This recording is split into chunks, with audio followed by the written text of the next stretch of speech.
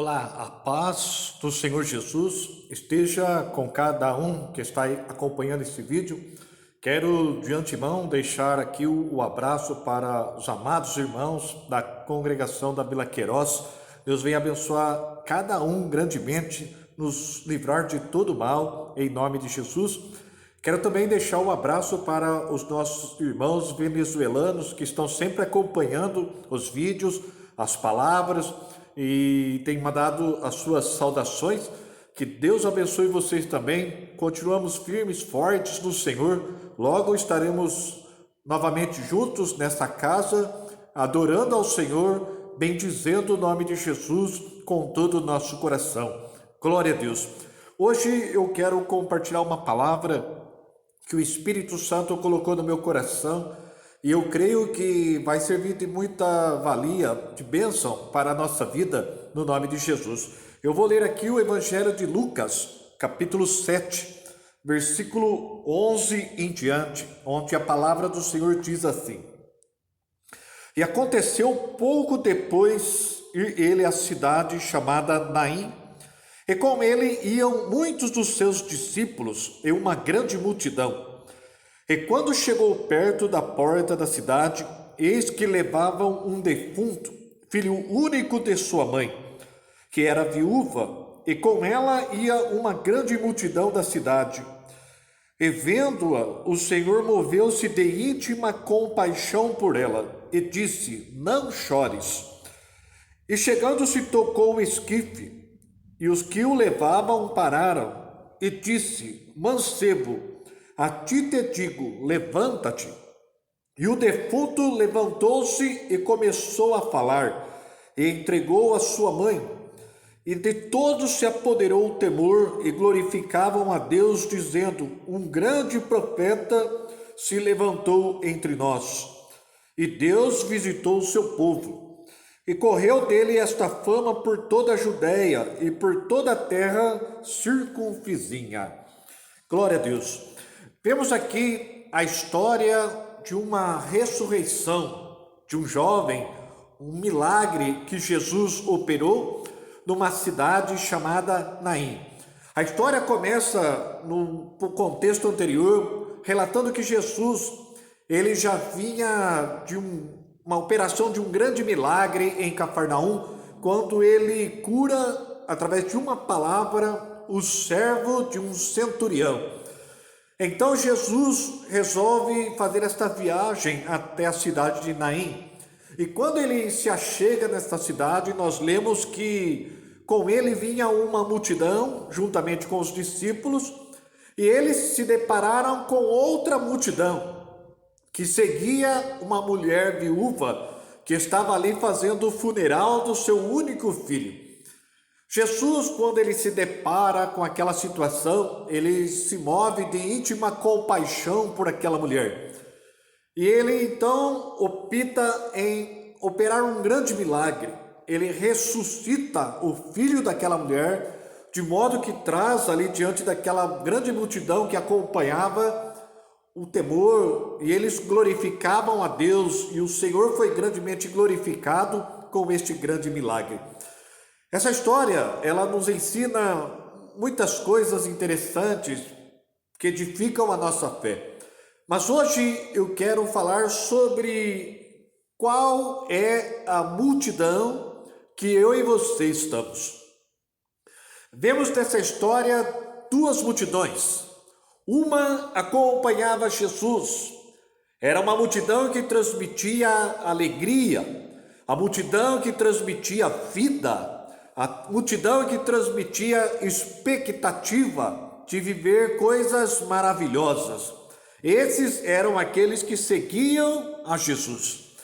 Agora nós vemos na história a outra multidão que seguia aquela mulher viúva, aquele funeral, que representa uma multidão que traz consigo o lamento, a dor, o choro, a falta de esperança. Isso é uma reflexão que eu fiquei pensativo dentro dessa história. Em qual multidão nós nos encontramos? Essa é uma reflexão interessante porque o salmista, ele fala no Salmo 73, verso 27 e o 28. Pois todos aqueles que, apostatando, se desviam de ti, perecerão.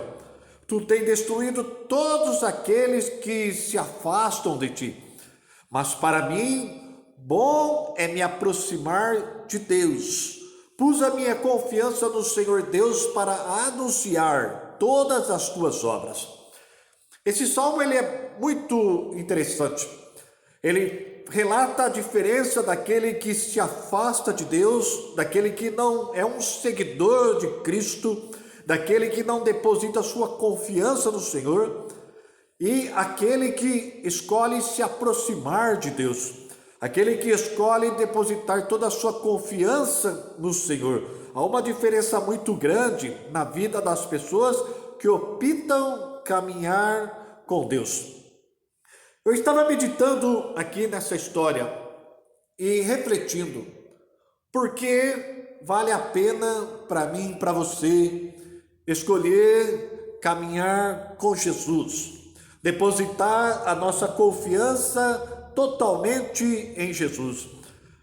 O primeiro motivo que eu possa expressar para a nossa edificação aqui nesta palavra é que somente nele, somente em Jesus, nós encontramos palavras de vida eterna. Você que acompanha esta mensagem, se você está em procura de uma paz para a sua vida, refrigério para a sua alma, alegria verdadeira no seu coração, a paz que o mundo não pode conceder, eu digo para você que existe apenas um caminho, que é Jesus Cristo, o Filho de Deus. Talvez você está em busca daquela segurança de que mesmo que for pedido conta da nossa alma, nós vivemos a segurança, o descanso em saber que o Senhor nosso Deus tem algo que é incomparável, preparado para cada um de nós. Eu digo para você, se você está em busca desse descanso, somente com Jesus você vai encontrar essa resposta que você busca. A palavra de Deus diz no Evangelho de João, no capítulo 14, versículo 1 em diante, Jesus mesmo dizendo assim: não se turbe o vosso coração, credes em Deus e crede também em mim. Porque na casa de meu pai há muitas moradas, se não fosse assim, eu não teria dito, vou preparar lugar. E se eu for preparar lugar, virei outra vez, para que onde eu estiver, estejais vós também. No versículo 6, Jesus disse ainda: eu sou o caminho, a verdade e a vida, ninguém vem ao Pai senão por mim. Percebemos que somente Jesus tem palavras de vida eterna. Isso é algo que nos faz refletir dentro dessa história. Nós que às vezes ficamos questionando se vale a pena trilhar com Deus ou não, nós vemos uma grande diferença daquele que está caminhando com Jesus e daquele que está caminhando sem a presença do Senhor Jesus. Então é algo que nós podemos refletir para a nossa vida. Você está em busca de paz, está em busca de alegria, está em busca da segurança da vida eterna ao seu coração. Jesus é a fonte, Jesus é o caminho, Jesus é a resposta que você tanto procura. Às vezes você pode estar pensando assim: por qual outro motivo eu deva buscar com mais intensidade, depositar a minha vida nas mãos de Deus? Eu digo para você que o bom pastor, ele dá a sua vida pelas ovelhas. Essa palavra está lá no Evangelho de João, no capítulo 10. A partir do versículo 1, você vai ver ali que o bom pastor, ele não é como o mercenário. O mercenário, ele parece ser um pastor, mas ele não está interessado propriamente no bem-estar da ovelha. O mercenário, quando ele vê vir um perigo, ele foge e deixa as ovelhas beirando aquela situação de perigo sem se preocupar com elas. O mercenário, ele vai deixar a ovelha na mão na hora que ela mais precisa. Diferente do bom pastor. O bom pastor, a Bíblia diz ali no Evangelho de João, capítulo 10, ele dá a sua vida pelas ovelhas. E se nós trazermos essa verdade, olhando para o ministério de Jesus, nós vamos perceber que Jesus, ele foi um verdadeiro pastor, o bom pastor. Ele cuida de nós, ele deu a sua vida por nós, para nos trazer segurança, para nos trazer descanso, para trazer a vida eterna. Aquele que anda com Jesus tem a vida. Aquele que anda com Jesus tem a segurança da eternidade em si mesmo. A primeira carta de João, no capítulo 5, versículo 11 e 12. A palavra de Deus diz assim: e o testemunho é este, que Deus deu a vida, e essa vida está no seu Filho. Quem tem o Filho tem a vida, quem não tem o Filho de Deus não tem a vida. É importante para mim e para você fazer parte da multidão que é seguidora de Jesus, que caminha as pisaduras de Jesus, que caminha nos mandamentos de Jesus, que abre o seu coração e deposita total confiança em Jesus. Esta pessoa vive a segurança da vida eterna. Diferente da pessoa que escolhe andar sem Jesus, é a pessoa que caminha na multidão do lamento, caminha na multidão da tristeza, da frustração, da perdição eterna, uma vida sem esperança. Que eu e você possamos refletir nisto. Vale a pena eu e você caminhar com Jesus, para que nós possamos ser saciados, para que nós possamos ser guiados àquilo que de melhor o Senhor tem preparado para a nossa vida. E por fim, por que vale a pena para mim e para você depositar a confiança totalmente em Jesus, o Filho de Deus?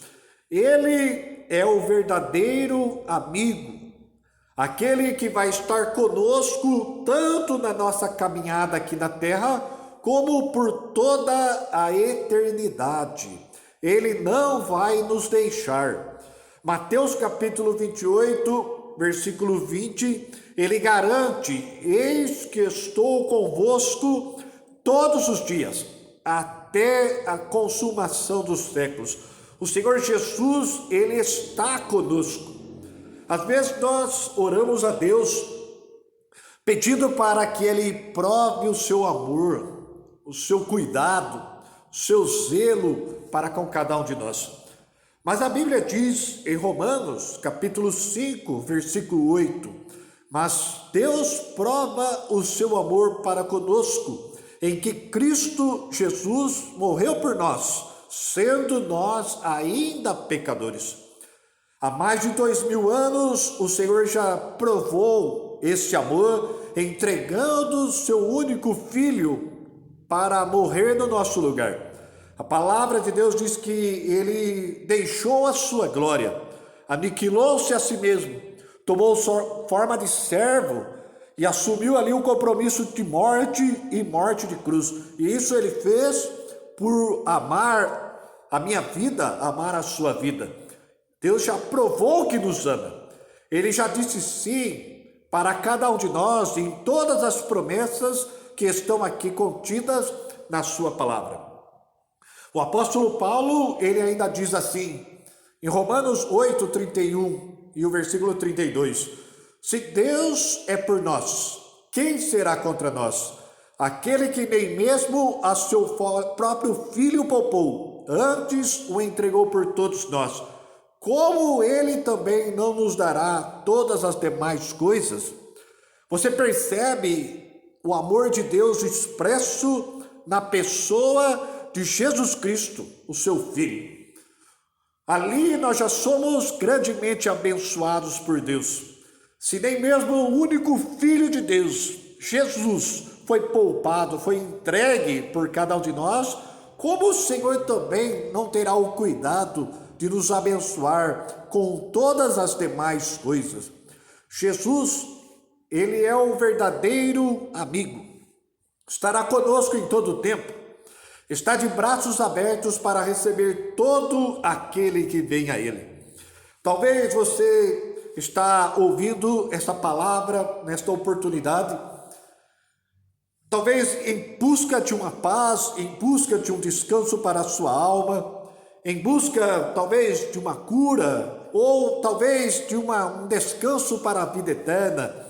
Talvez você está em busca de algo espiritual para a sua vida. Jesus é o caminho e Ele te chama, Ele deseja abençoar a sua vida, deseja guiar os seus passos, assim como aquela multidão que o seguia, cheia de expectativa, cheia de entusiasmo, uma multidão alegre, cheia de vida. Você precisa fazer parte desta multidão, a multidão que é seguidora do Filho de Deus. O Evangelho de Mateus, capítulo 11, versículo 28 ao 30, diz ali um convite que Jesus Cristo faz para cada um de nós, dizendo assim: vinde a mim, todos que estáis cansados e oprimidos, e eu vos aliviarei. Tomai sobre vós o meu jugo, e aprendei de mim, que sou manso e humilde de coração, e encontrareis descanso para as vossas almas, porque o meu jugo é suave e o meu fardo é leve. Quem faz essa promessa, quem faz esse convite, quem tem esse comprometimento de trazer um descanso para a sua alma, alegria para o seu coração, refrigério para a sua vida, quem promete é o Filho de Deus, aquele que provou o seu amor, derramando todo o seu sangue ali na cruz do Calvário. Aquele que promete é um amigo verdadeiro, alguém que vai manter a sua lealdade para com aquele que deposita a sua confiança nele. Que você possa refletir nesta palavra nesta noite. Jesus, ele quer te abençoar grandemente. Eu sempre gosto de citar uma história, uma alegoria muito verdadeira, muito verdadeira. Essa história diz que tinha um homem, e este homem, ele possuía 3 amigos. Um era um grande amigo, estava sempre bem presente na vida deste homem. O segundo era um amigo chegado também, talvez não tanto quanto o primeiro, mas era uma pessoa bem próxima. E o terceiro amigo já era um amigo um pouco mais distante, que tinha um pouco, assim, maior a dificuldade de contato. E um dia este homem recebeu uma convocação de um juiz distante. E este homem, ele ficou muito temeroso, muito com medo de ir prestar conta diante daquele juiz. E vendo que ele não tinha condições de ir sozinho, ele chegou à conclusão de convidar o seu grande amigo, porque afinal era um amigo próximo e com certeza iria com ele naquela viagem. Então aquele homem foi ali diante do seu grande amigo e disse para ele: olha, eu recebi um convite de um homem, um juiz bem distante, e eu estou com muito medo de ir sozinho prestar conta diante desse juiz, não tenho essa condição, e venho ver com você se você pode ir comigo nesta viagem para prestar conta diante desse juiz. Aquele grande amigo olhou para ele com aquele olhar meio que já respondendo, falou: olha, infelizmente eu não vou poder ir com você nesta viagem, mas não fica triste, eu não tenho como ir com você, mas eu vou pagar a sua passagem, vou garantir a sua passagem para você fazer esta viagem.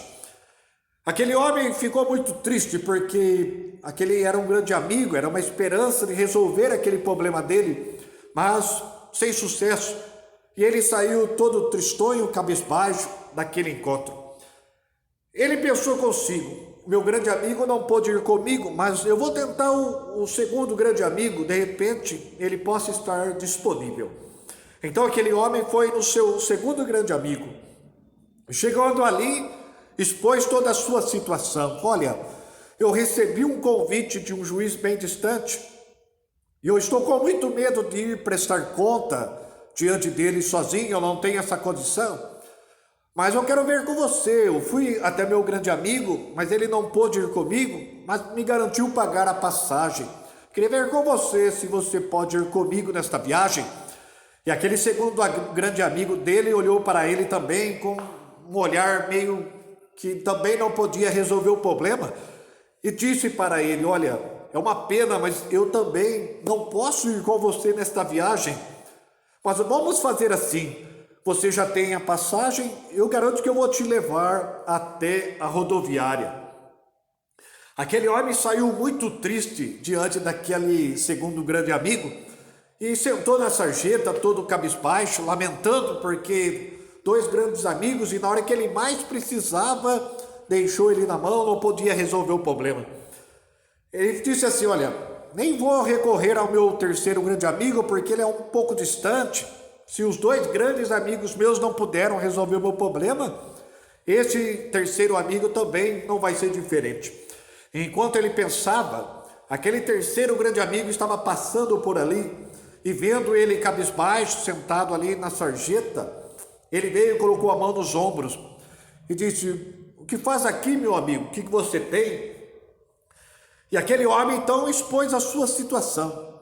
Olha, eu recebi uma convocação de um juiz bem distante e eu estou com muito medo de ir prestar conta sozinho, não tenho essa condição. Eu fui ao meu grande amigo, mas ele falou que não pode ir comigo, não resolveu meu problema.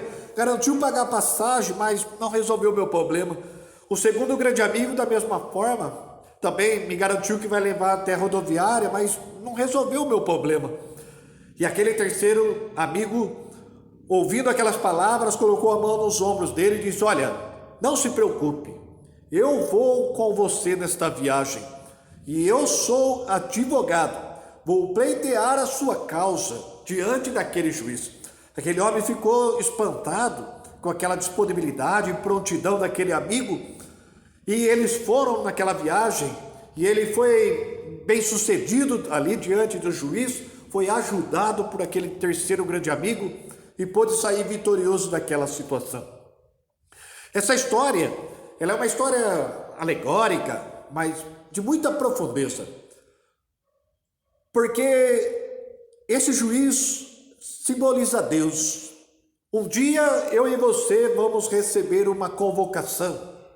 Todos nós um dia estaremos ante o tribunal de Cristo, diante de quem nós vamos prestar contas de tudo que nós temos feito aqui na terra. A questão é que eu e você não temos condições de fazer isso sozinhos. Por causa da nossa natureza, o primeiro grande amigo é o dinheiro, são as conquistas terrenas, são os status que a gente conquista durante a nossa caminhada aqui na terra.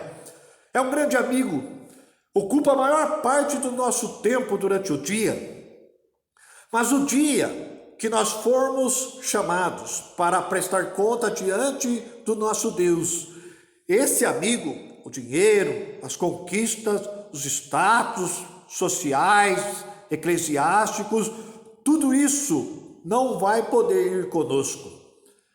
Tudo isso vai garantir para mim e para você uma passagem, é o que a gente chama de caixão. Apenas isto, este grande amigo vai nos fornecer naquele dia. Vai deixar a gente na mão. Por isso a palavra de Deus diz em Provérbios 11, versículo 4, que nada adianta as riquezas no dia da ira. Não adianta toda essa correria, porque naquele dia não fará diferença alguma. O segundo grande amigo são a nossa família, os nossos amigos mais chegados, que também estão aí sempre ao nosso redor. Mas naquele dia que nós formos chamados e formos prestar contas diante do nosso Deus, eles também não poderão estar lá diante de Deus para nos defender, para nos auxiliar, prestar contas. Eles não poderão ir lá.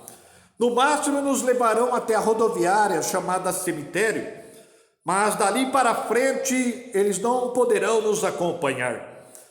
E ocupa aí todo o nosso tempo, nosso dia a dia, a comunhão com as pessoas. O terceiro amigo dessa história é Jesus. Às vezes ele é um amigo mais distante. Às vezes ele é um amigo que nós pouco nos lembramos dele.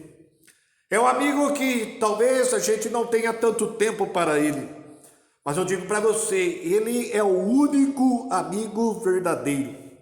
É o único que vai estar sempre conosco, tanto na nossa vida aqui na terra, como naquele dia que nós formos chamados a prestar contas diante de Deus. Ele é o nosso advogado. Ele é que vai defender as nossas causas. Ele é que vai expor ali à frente o seu sacrifício, o sangue que ele derramou para mim e por você. Ele é o nosso amigo verdadeiro. Ele não vai nos desamparar. Essa história me faz refletir, meu caro ouvinte desta palavra. Que multidão que eu e você estamos caminhando. Qual é o amigo verdadeiro que nós estamos seguindo? Eu digo para você que vale a pena para mim, para você, refletir e depositar a nossa vida nas mãos do Senhor Jesus. Vinde a mim, todos que estáis cansados e oprimidos, e eu vos aliviarei. Jesus, ele convida, vinde a mim. Ele garante descanso para a sua alma, ele descanso e refrigério para a sua alma, ele garante alegria e a paz que o mundo não pode conceder. Ele garante estar conosco todos os dias da nossa vida. Que você possa refletir em que multidão que você está caminhando. Seguidores do Senhor Jesus vivem de expectativas, entusiasmados, empolgados para viver milagres, empolgados para andar sobre as águas, empolgados para viver o sobrenatural. A multidão que anda em lamento, vê derrota, vê perigo, se acolhe com medo, frustrado, não vive por fé, não vive o sobrenatural de Deus. Que eu e você possamos fazer parte dos seguidores que estão na expectativa de um grande avivamento da igreja. Uma grande manifestação da glória de Deus sobre a terra, milagres, salvação de almas, libertação de vidas, a manifestação do poder da palavra de Deus. Que eu e você possamos fazer parte dos seguidores do Senhor Jesus, da igreja verdadeira do Senhor Jesus que está sobre a terra, a luz desse mundo, o sal dessa terra, o astro que resplandece nessas trevas deste mundo que jaz no maligno. Que você, meu caro ouvinte desta palavra, deposite a sua confiança no Senhor Deus, porque você vai anunciar grandes coisas do Senhor sobre a sua vida e através da sua vida. Que nós possamos refletir nessa história. Os seguidores de Jesus, aqueles que estão entusiasmados, empolgados, alegres, seguros na presença de Deus. Os seguidores daquela mulher, lamento, morte, frustração, tristeza. Jesus está à frente da nossa vida, Ele é o bom pastor, Ele vai adiante, o bom pastor dá sua vida pelas ovelhas, o Senhor é o meu pastor, nada me faltará, Ele vai me guiar em verdes pastos, as águas tranquilas, se eu passar pelo vale da sombra da morte, eu não vou temer mal algum, porque a sua vara e o seu cajado me consola. Este é o momento não de derrota para a igreja, mas a palavra, a promessa é que o bom pastor está preparando uma mesa para nós, diante dos nossos inimigos, e certamente a bondade e a misericórdia do Senhor seguirão todos os dias da nossa vida, e nós vamos habitar na casa do Senhor por longos dias. Que Deus abençoe a sua vida, proteja você, sua casa, praga alguma chega na sua casa, nem sobre a sua vida, e não venha ter falta de nada. O Senhor dos exércitos está conosco, o Deus de Jacó é o nosso refúgio. Que Deus te abençoe, Deus te guarde, Deus multiplique as bênçãos cada vez mais sobre a sua vida, muita unção, poder de Deus sobre a sua vida, no nome de Jesus. E muito em breve nós estaremos aqui nesta casa novamente, adorando ao Rei dos Reis, o Senhor dos Senhores, lugar de maravilhas, de milagres, de muita salvação, manifestação da glória e do poder de Deus. Deus abençoe você e te guarda, no nome de Jesus. Pai maravilhoso, declara a sua bênção, Pai, sobre essas vidas que ouvem esta palavra. Abençoa, Pai, cada um desses membros representados neste templo, Pai. Acoberta com a presença do Senhor, com o teu sangue. Sustenta, Pai, e manifesta o seu poder e a sua glória, Pai, através da vida de cada um, guardando a família de cada um, Pai. E o nome de Jesus continue sendo glorificado através da nossa vida, através da sua igreja. No nome de Jesus, nós te louvamos e nós te agradecemos. Amém.